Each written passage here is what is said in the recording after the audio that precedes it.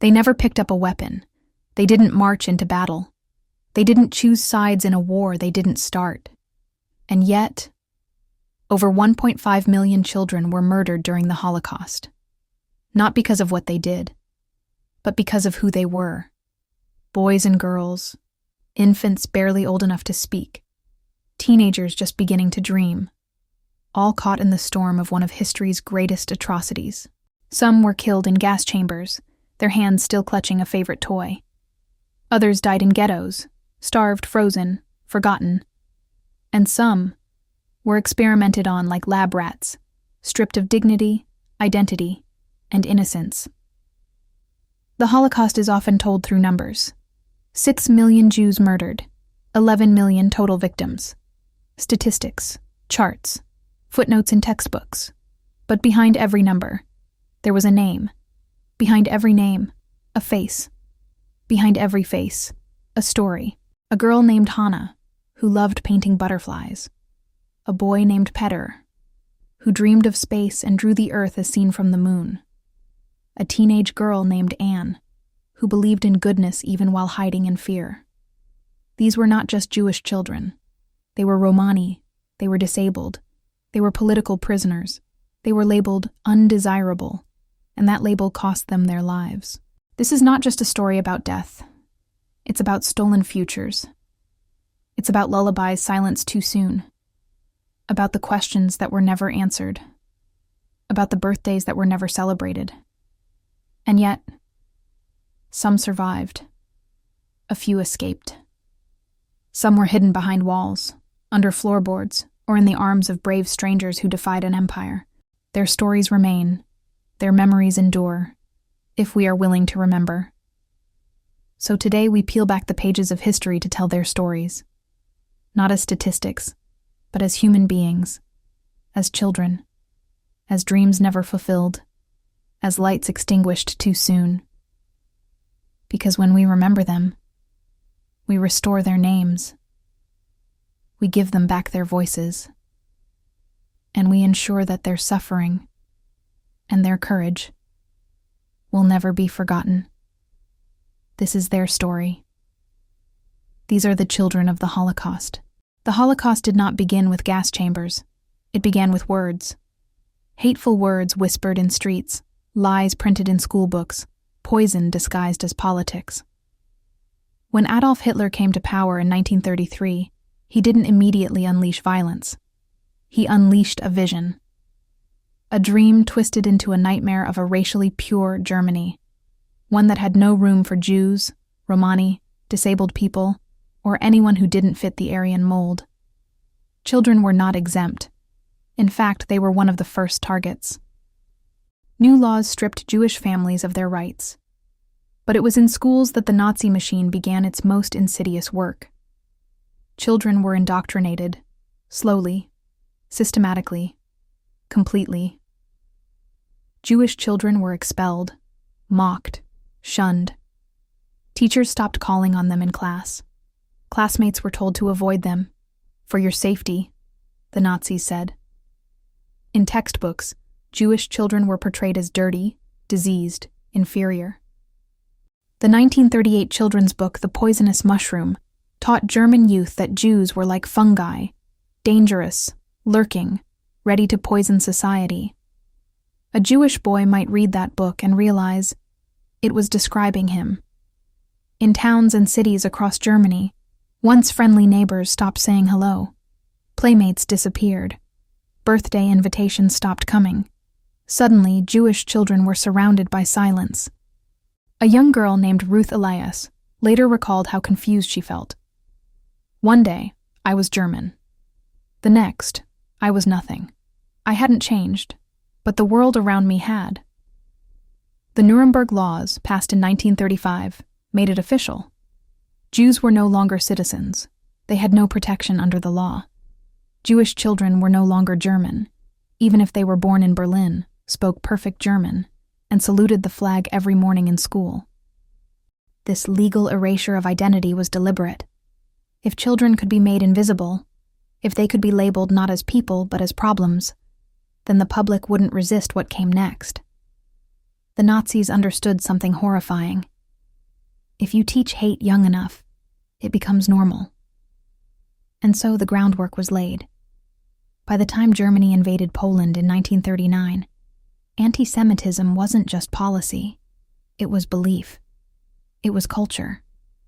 Millions of children had already been taught that a Jewish child wasn't a child at all. That purity mattered more than empathy.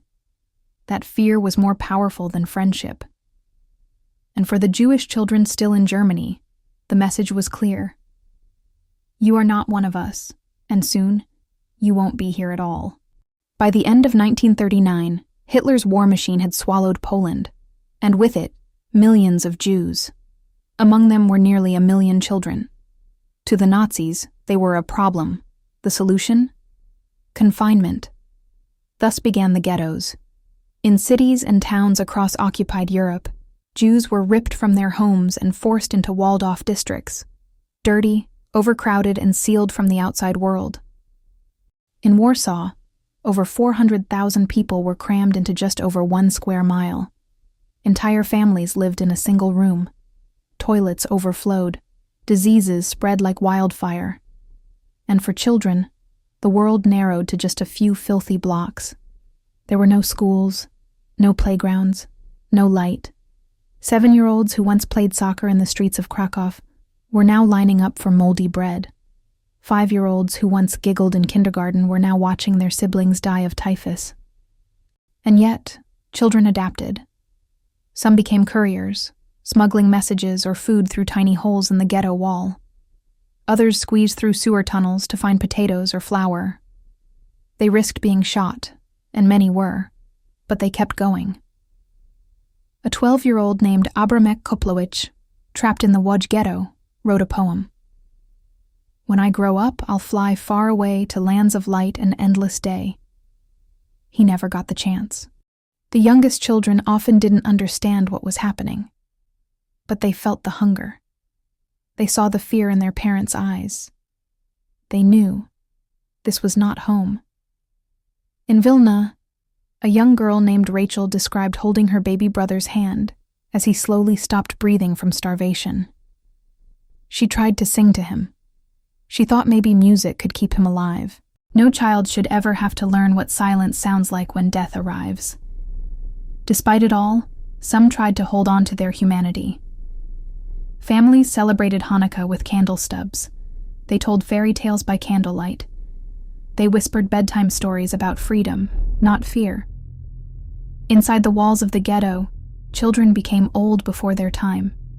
They stopped crying. They stopped playing. Some stopped speaking altogether. Because what was there to say? Their world had shrunk to a prison of rubble, disease, and hopelessness. And soon, even that would be taken away. For the Nazis had built the ghettos as a temporary measure, not to shelter the children, but to prepare them for extinction. The orders came quietly, sometimes through a knock on the door, sometimes posted on the walls of the ghettos. Pack only what you can carry. You're being resettled. You'll be sent east, to work. Families were told to bring blankets, food, and valuables. Mothers packed bread and hope.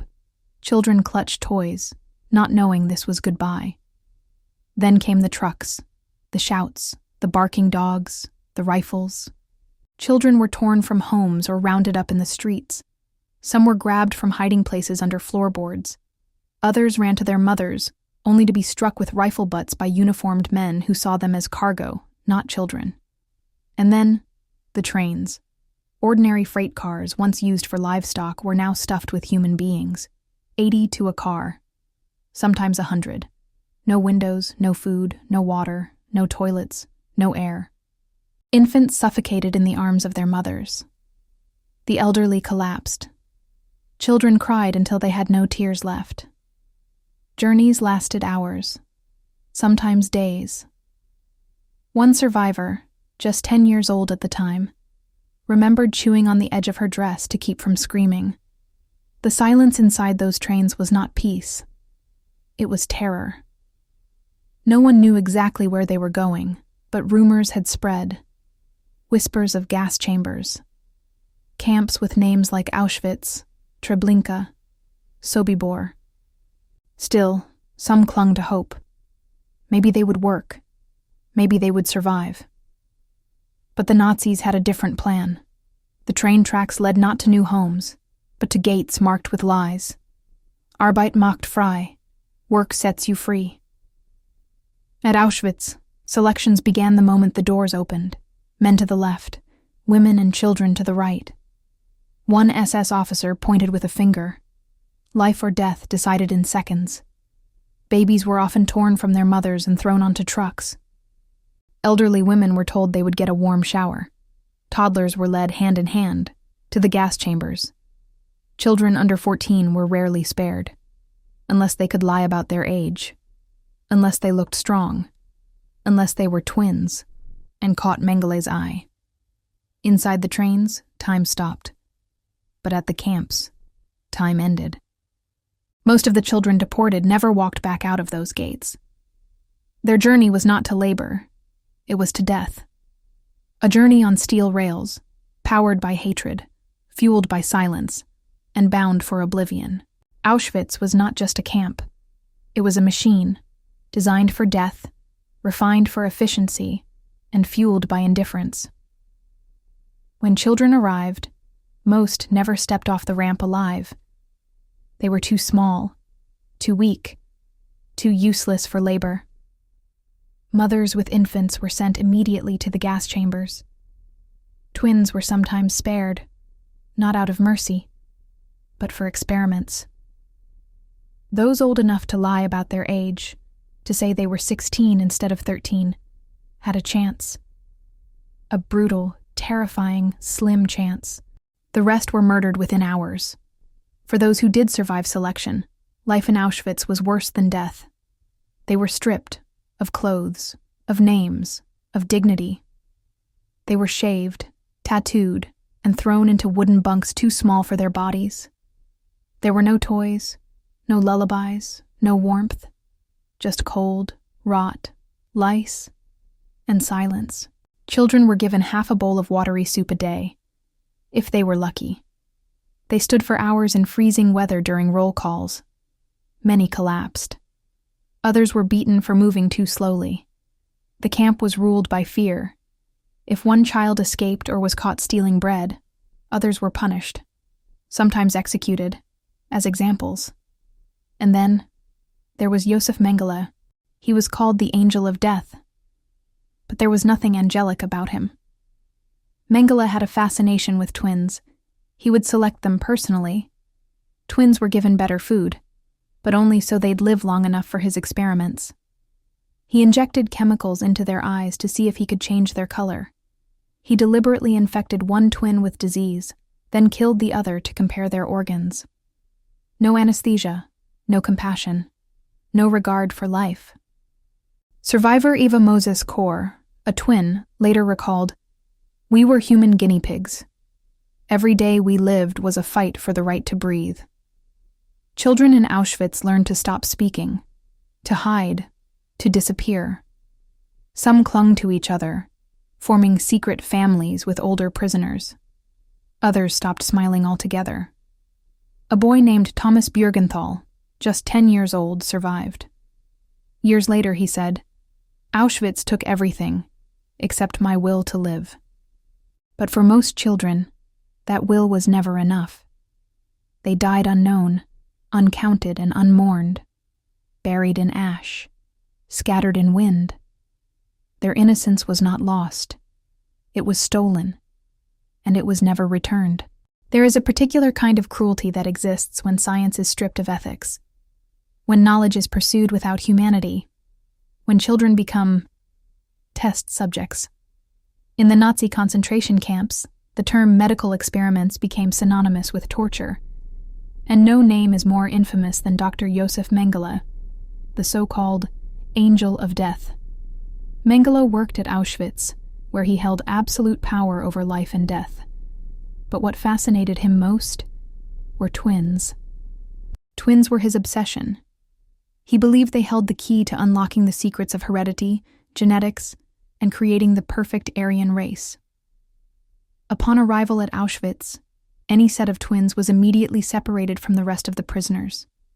They were measured, photographed, and catalogued like research specimens, not human beings. They received better food, cleaner clothes. But it was not kindness. It was preparation. The experiments were brutal. Injections of unknown substances into the spine, eyes, or heart. Amputations without anesthesia. Attempts to create artificial Siamese twins by sewing children together. Deliberate infections with diseases like typhus, tuberculosis, and gangrene. When one twin died, the other was often murdered so autopsies could be compared. Eva Moses Kaur and her sister Miriam were among Mengelé's surviving twins. Eva later described how she was injected with a fever so high she drifted in and out of consciousness for days. She recalled Mengele standing over her bed with a clipboard, observing, not helping. "I knew if I died, Miriam would be next," Eva said, "so I forced myself to live." Thousands of children were experimented on in similar ways. Most did not survive. Others were left with permanent injuries, sterilization, blindness, or neurological damage. But Mengele wasn't the only doctor. At Ravensbrück, young girls, some as young as 10, were subjected to bone grafts, muscle removals, and exposure to chemical burns to test treatments for battlefield wounds. At Neuengamme, children were infected with tuberculosis and killed so their lungs could be studied. None of it led to real science. None of it saved lives. It was sadism disguised as scholarship. The Nazi doctors had medical degrees, but they abandoned the first rule of medicine: do no harm, in the name of racial purity. They turned clinics into killing floors, and turned children into experiments.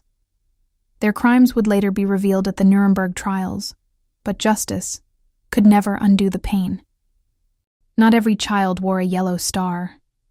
Some survived not behind barbed wire, but behind walls. They were the hidden children, boys and girls who escaped the ghettos and trains, who were tucked away in cellars, attics, barns, and convents, saved by strangers who risked everything. For every child rescued, a life was wagered. Some were hidden in the homes of Christian families. They were given new names, new birthdays, new religions. They had to remember not to answer to their real name, not to speak Yiddish, not to ask for mama in the middle of the night. The slightest mistake could mean discovery and death. In France, brave souls like Father Bruno Renders, a Belgian monk, created entire underground networks to shelter Jewish children. He forged documents, arranged transport, and placed them in Catholic boarding schools, teaching them how to act and speak like Christian children.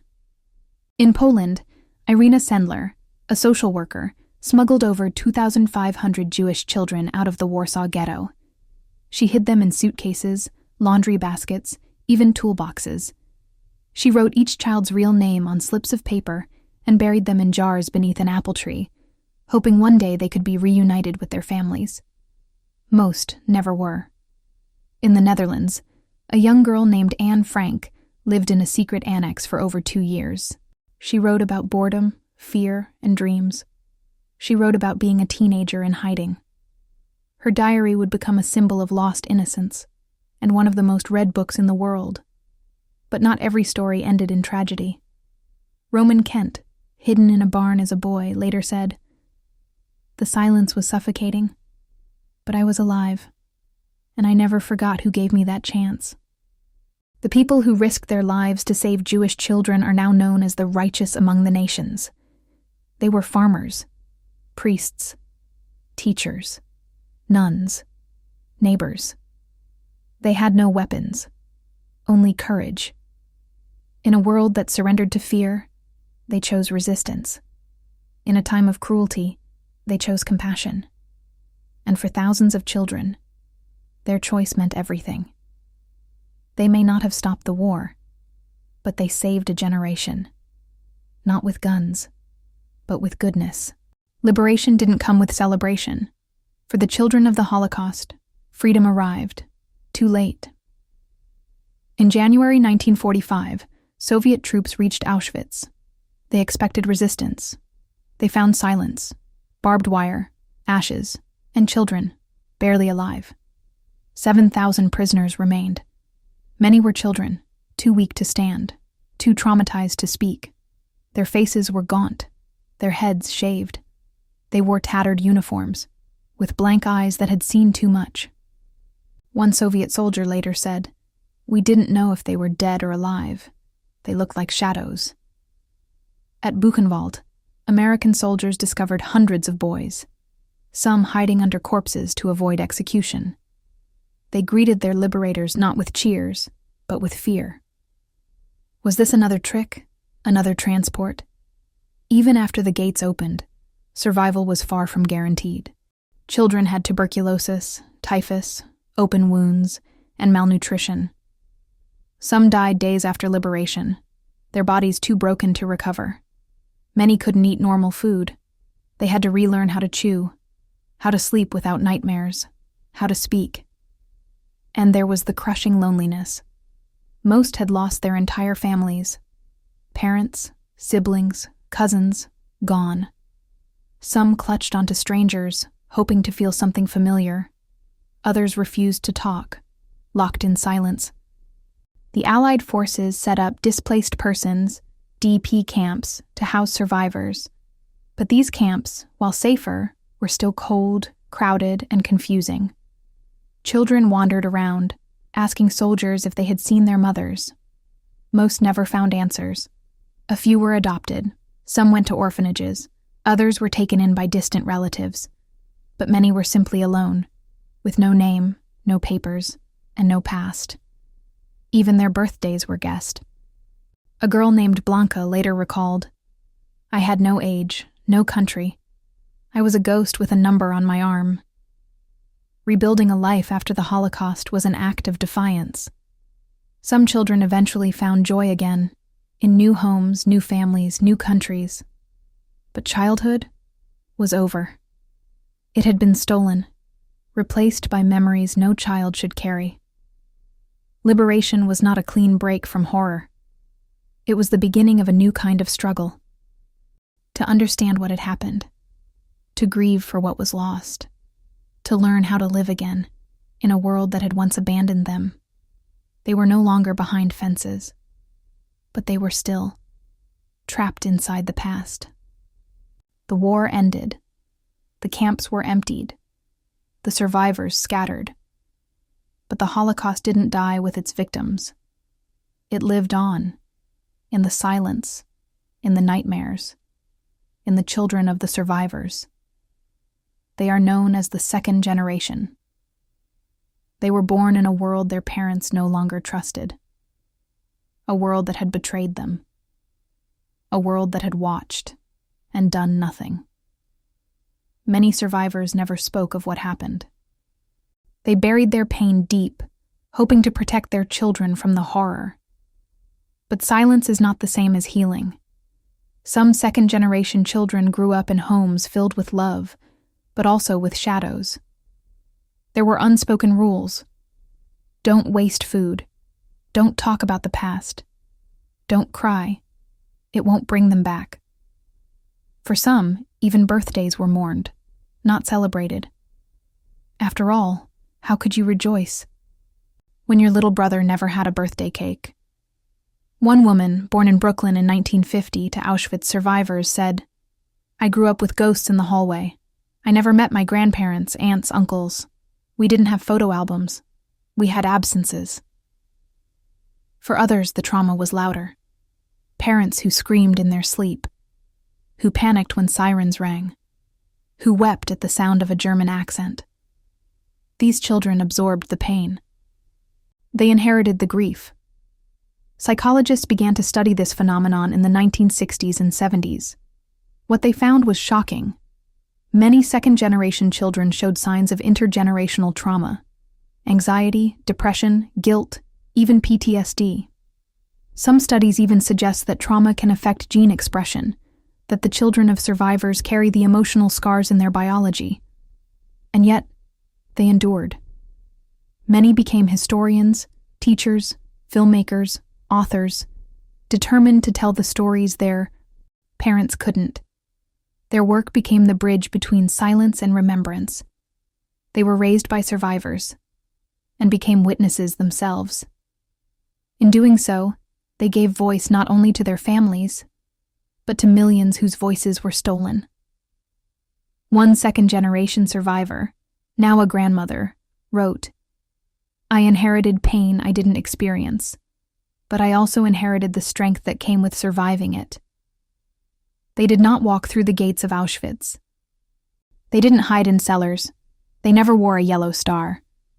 But they carried the weight, and they still do, because trauma doesn't end, it echoes. Most children of the Holocaust were silenced, but a few found a way to speak. They wrote in journals, scribbled on scraps of paper, drew with stolen pencils on walls or fabric. They didn't write for history. They wrote to survive, to remember, to matter. Anne Frank, age 13. She wrote from a secret annex in Amsterdam, hidden with her family. Her words were filled with longing, fear, and astonishing hope. "In spite of everything, I still believe that people are really good at heart," she wrote. Anne never left Bergen-Belsen alive, but her diary did. Today, it's one of the most read books in the world, a voice for millions who never had the chance to speak. Peter Ginz, age 14, a gifted writer and artist from Prague. He created a magazine inside the Theresienstadt ghetto, filled with poems and essays. He drew a now-famous image of the Earth as seen from the moon, a cosmic vision in the midst of horror. Peter was murdered in Auschwitz, but decades later, his drawing would be carried into space by astronaut Ilan Ramon, a tribute from one dreamer to another. Hannah Brady, age 13. She died in Auschwitz, but her suitcase, labeled Hannah Brady, Waisenkind, orphan, turned up in a museum in Japan 50 years later.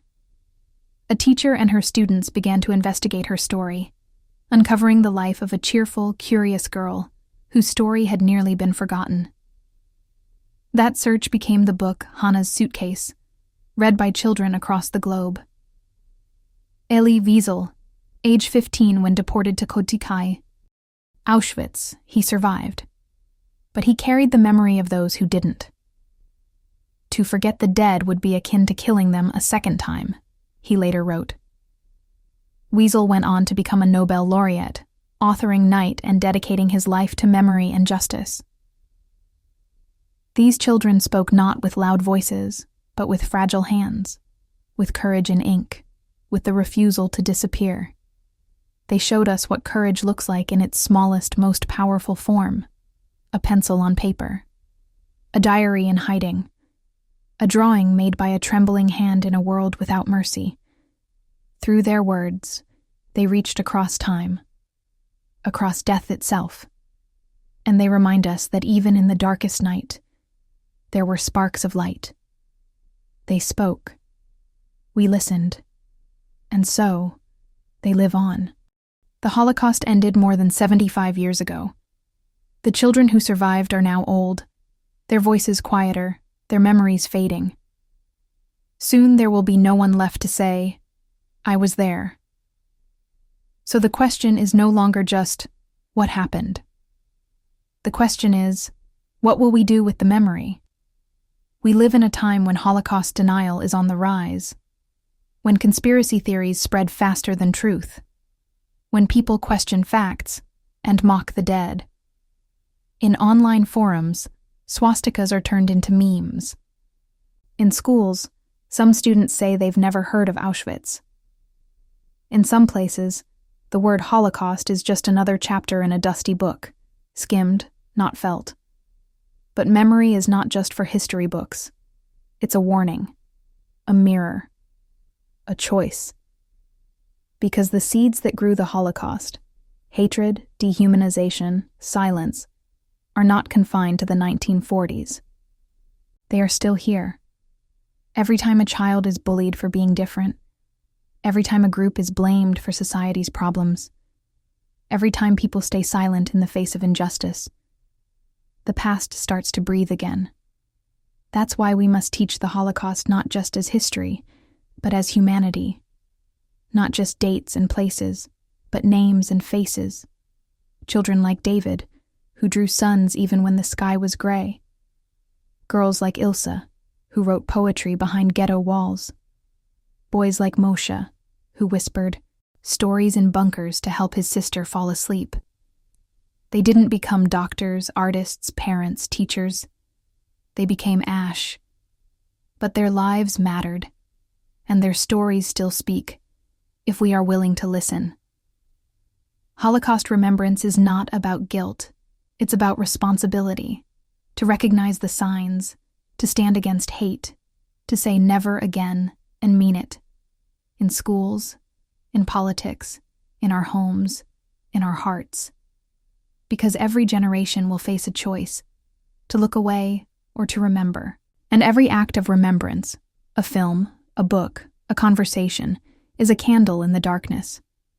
It tells the children of the Holocaust, you were not forgotten. Your names are still spoken. Your lives still matter.